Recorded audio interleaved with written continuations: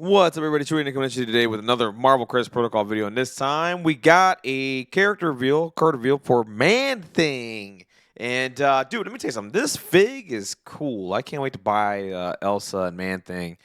Beginning, I think next year. I think it's going to be either the third or fourth week of January. Don't quote me on that. I don't remember what the release date is, but you can pre-order them right now from Asmodee website and all that, or your local game store or whatever. I think it's coming out sometime in January, and along with Yondu and Nova, which will be very interesting to see. I can't wait for the next year's release. It's going to be absolutely great. But yeah, this fig is absolutely ridiculous. This looks really cool. Like I just can't wait to paint this guy up, man. This looks awesome, and I can't wait to read this card and see how exciting this character is. All right, you guys. If you guys can do me a favor, like, dislike, comment, and subscribe. Do all those things y'all got to do, and I will have that Marvel Crisis Protocol content for you guys. I appreciate it. All the love this year, man. You guys have been wonderful. Thank you guys so much for watching the content and making me do this again. I need to step my game with content. I'm trying to come up with ideas to move the channel forward more with Marvel content. I'm gonna try to get some more matches on the channel. I might start doing painting streams and all that stuff, but all that's in the works right now. I'm just thinking about how I want to do things and move the channel forward. If anyone has any ideas down below, comment down below. Like, dislike, comment, subscribe, do all those things y'all gotta do. I'm always gonna have Marvel content for you guys. But yeah, if you guys have any ideas for me, let me know down below. And I'll take it. I'll take any idea you guys have. All right. So let's talk about the Man Thing, the thing that is man. And let's look at the defenses, okay? So he's got 3 physical defense, 3 energy, 4 mystical defense. So pretty good defenses across the board. So average to above average on, the physical energy and then above average on the mystic. He has 6 health, so a lot of health. He's a 3 so 6 health on a 3-threat character is really good. I will say that right now. Like normally they average around 5 health, I think, if I remember correctly. Most of the time, I mean, I think some of the characters have 6 health on the healthy side, so it's rare to see. But having 6 health can go a long way, and especially with having really good defenses. He should be on the table for a little bit on the healthy side. So this is barring I don't know if he has DR or not, but I highly doubt he does. But I mean, if he does, I mean that it's really good, right? So size 3, and he is moving small, but he is on a big base, so him being on a big base, small move is not too bad. Hopefully, he has some other ways to move around. But you guys know how I feel about characters on small bases that move small. I can't stand it. I mean, they don't cover a lot of distance. I don't mind the big bases, the medium-sized bases having a small move because they cover a lot more distance than someone that's on a small base. So that's pretty good, right? Yeah, let's go over the attacks here. So he's got a builder, so it's a physical attack. Range 3, 5 dice, no power cost. After the attack is resolved, gain power equal damage dealt. So this is a builder. On a wild hit, after this attack is resolved, if the target character is size 3 or less, it may be pushed towards this character small. So he does have does have control, and I like that. I mean, I think there's a world where. But I'm pretty sure he's going to be a Midnight Sun at some point. In the game, I think they talk about it here and later in the article here. I went through the article here a little bit, and I think it's mentioned that he is a Midnight Sun. They do need a little bit of control. I know they got some control with Mummy and maybe some other characters. But I mean, I would like to see because right now I played a little bit of Midnight Suns a couple of weeks ago, and I just feel like, and I could be wrong here, I feel like they're kind of Mortal Hulk or bust, because they always seem to play like every time I played a game and I went wide with the Midnight Suns, and I could just be playing them completely wrong. I didn't enjoy it. Right, there wasn't a lot of control. I know Mummy can control, but everyone else just kind of was there. When I played it with the Mortal Hulk, I mean the team just felt really different and really good and really hard to beat. I just feel like they're too wrapped around that character. And I think they need to get fleshed out a little bit more with some, 3-threat characters, 4-threat characters, and with some control so that way they can play a different game. Because I do love Blade's leadership. I think it's really good. I think it's one of the best leaderships in the game. Like bumping is crazy and moving within range 1, especially if you're on a big base, like a large base like a Hulk or a Motor Hulk or whatever. Like that covers a lot of distance. Especially with this guy, right? I mean, you move, bump. I mean, I think I did it with Venom one time, like a couple of years ago. I made a video with Venom being in Midnight Suns, talking about him moving and bumping and being within range 3. I'm just attacking somebody. Like, Man Thing can do that. So this is a really good builder, and I really like what's going on here. It's a push towards you, so it's not a push away. I like that because what that does enable. Let's just give an example here.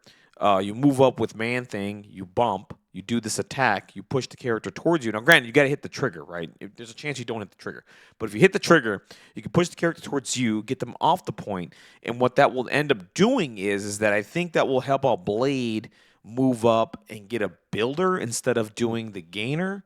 Or you can just walk them, do the gainer. It all doesn't matter. But the point is, like, Blade can move and stab somebody, right? Like, that'll be really, really good if he can pull this off. If you put them right next to each other, Blade and Man Thing. So that's really cool. I love the builder. I think it's great. I think it's fantastic. I think it could turn on Blade round one. Him going up and building somebody and gaining some power. I think it'd be really good for him. So, really good attack. I'm a really huge fan of this. All right, let's go to the spender. Emotional agitation. Emotional agitation? What the fuck? Anyway, range 3, it's a mystic attack, 7 dice, 3 power cost. After this attack is resolved, that character gains the Incinerate and Spoil special conditions. So, it's just a bland spender here. If you do end up dazing or KOing the character, they obviously won't get the conditions because it's after the attack is resolved. But if you don't KO or daze the character, well, guess what? You just put Incinerate and Poison on a character, and those can go a long way. Incinerate and Poison are really good conditions.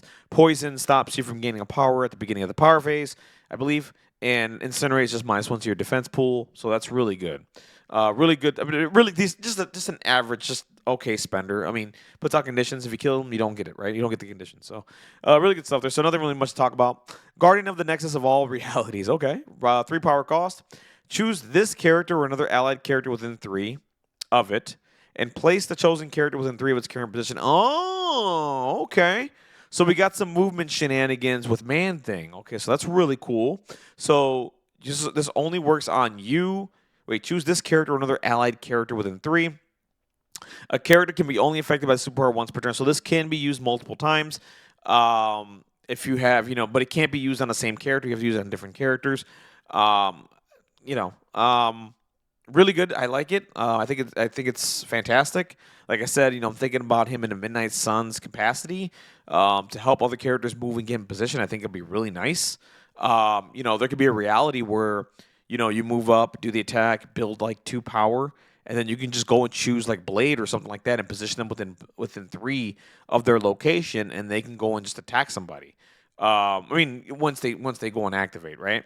So that's really good. I love the superpower. I think it's absolutely fantastic. Along with the bumping and everything like that, like. There's a lot of potential for a lot of moving for the Midnight Suns right now, and I like it. That's really, really cool. Really good superpower. Really good job there from AMG. That's very fantastic. If anything, right now I'm playing this character in Midnight Suns just due to those 2 things. The Lashing Tendrils, which I really love, and this superpower is absolutely fantastic. I can just put a character in play to do something. That's insane. All right, so let's go to an 8 here. All who know fear burn at the Man Thing's touch. What? Okay. After an attack made by this character is resolved, or an attack targeting this character is resolved, if damage was dealt and the enemy character is within 2 of this character, the enemy character gains the Incinerate special condition. Now, I'm thinking of timing here, okay? And there's a reason why I'm thinking about timing. Now, with Lashing Tendrils, and someone in the chat meant to talk to me down below, see if this is correct. So if I were to do a Lashing Tendrils, my effect will go first for Lashing Tendrils, I believe. The push goes towards Man Thing, and if I'm reading this correctly, it says after an attack made by this character is resolved. So after the attack is completely resolved, and the character is within 2, and if damage was dealt, that's the key here, then you give them the Incinerate special condition. So I think that's how that works, and if that's how it works, that is really freaking good. Putting Incinerate on the character, and like I said, I'm thinking about the play pattern for Man Thing, right? I do the builder, I get the push, I do some damage. Okay, cool. I got you within 2. Now you have Incinerate. Okay, I have a character behind me that's within 3. I can go ahead and reposition them, put them within 3, put them within range of the character so they can get an attack off and then do something else. Like, for example, Blade, right? Blade can really use this with Man Thing. I think that'd be really fantastic. So I think that's how that goes. So if it does, let me know in the comment section down below. If it doesn't, tell me where I'm wrong and all that other cool stuff, okay? But that is a really good innate. That is a really good innate if you can pull off the trigger in the builder, right? Now, granted, that's a lot of ifs, right? I mean, getting a wild and, getting hit wild, on 5 dice, could be tough, right?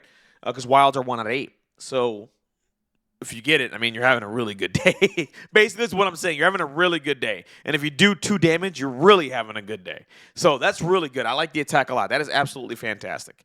Moss and Mud and Swamp. Okay. All right. Oh, I just thought about something too. Hold on a minute. So there's been a lot of talk lately of Lockjaw in Brotherhood with Magneto. I'm wondering if this guy has a slot with Magneto now. If you didn't want to play Lockjaw, he has the control. He can put out Incinerate, and then he reposition Magneto to go out and do some damage. I want to try it now. I definitely want. Not that you would substitute Lockjaw for this guy, but if you didn't want to play Lockjaw, you can just do this, and it doesn't cost an action. And you just gain power because you're playing the Magneto leadership. Okay. Anyway, just do that out there.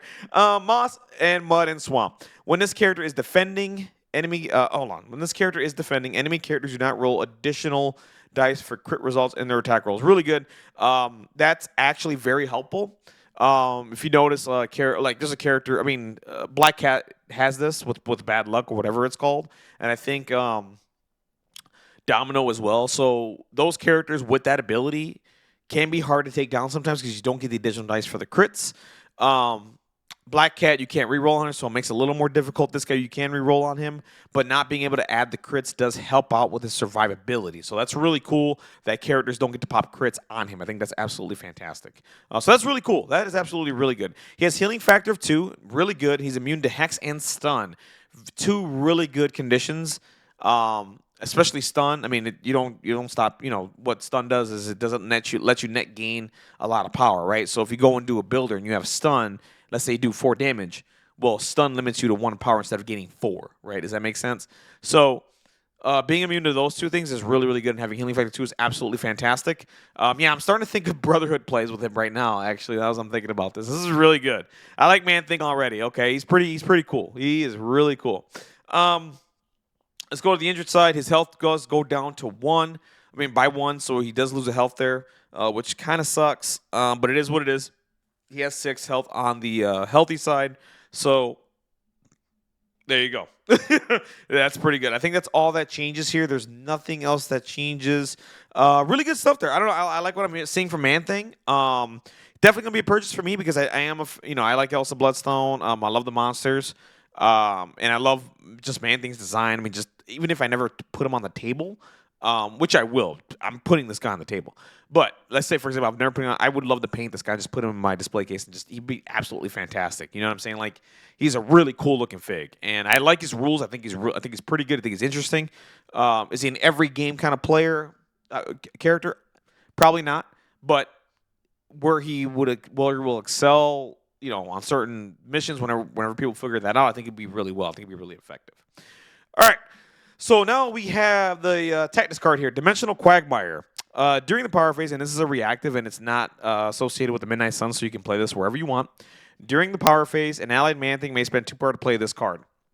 While this character is not dazed until the end of the round, once per turn, the first time each turn an enemy character begins a movement within 3 of Man-Thing and ends that movement not within 3 of him, roll a die.